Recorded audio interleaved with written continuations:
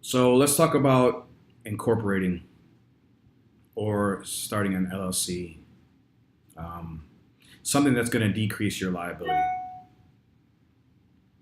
All right, so the properties that I have, if I've paid it, most of my properties are paid off, so I have the title. Each of those properties I have in their own separate LLC. All right, so I have an S corp that's the main company, and I've set up an LLC, single member LLC, and in some states I believe differ, but mine are set up as single member LLCs as a disregarded entity. The owner of those LLCs are the main S corp. The reason I haven't set up like that is for liability purposes. If you have a property in your name, your tenant falls, hurts themselves, they're coming after you and your personal assets. The way I have it set up is, like I said, a disregarded entity. It's an LLC or a single member LLC. So if anything ever happens to a tenant, they can essentially only sue me for that property because it's owned by my S corp. So I am not personally liable for any damages. So it's something you really want to consider because I've seen some cases, and especially today's society, we live in a sue happy society. So you have to protect yourself at all costs. I'm not giving you a safeguard and for you to want to be a slumlord. Take care of your properties.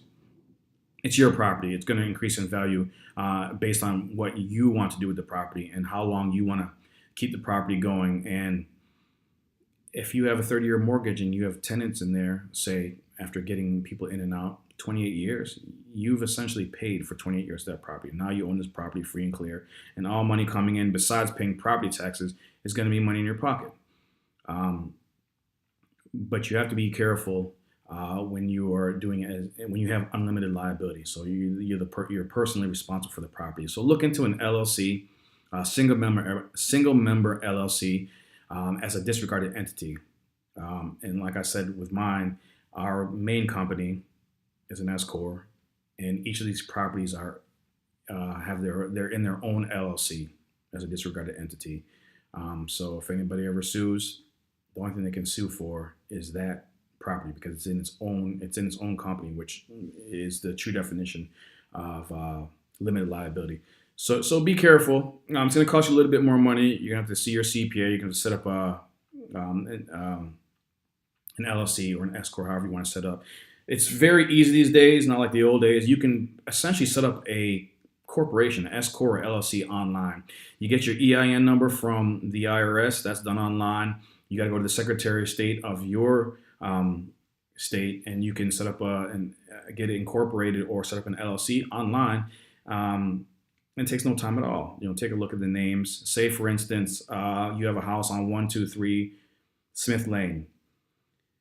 Set your LLC up as 23 Smith LLC or 23 Smith Inc. Any name you come up with, but set it up in an LLC, some kind of corporation. So you're really setting yourself up to safeguard yourself. Um, Limited liability. That's what you need to look for. Limited liability. You do not want unlimited liability. You don't want anything, all your hard work, all these years of investing and 9 to 5 for somebody to come in and take everything you have. So safeguard yourself.